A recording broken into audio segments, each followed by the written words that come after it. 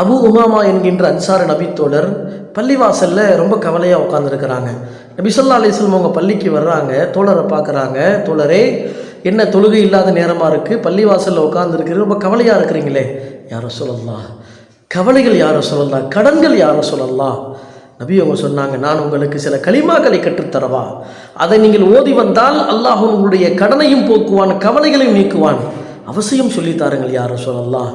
اللهم إني أعوذ بك من الهم والحزن وأعوذ بك من العجز والكسل وأعوذ بك من الجبن والبخل وأعوذ بك من غلبة الدين وقهر الرجال.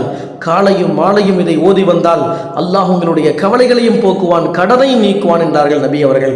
அந்த சஹாபி சொல்றாங்க, நான் தொடர்ந்து ஓதி வந்தேன், அல்லாஹினுடைய கவலைகளையும் நீக்கினான், கடனையும் போக்கினான் என்று சொன்னார்கள். இந்த துஆவை நாமும் ஓதி வருவோம், நம்முடைய கவலைகளும் நீங்கும், கடனும் நீங்கும்.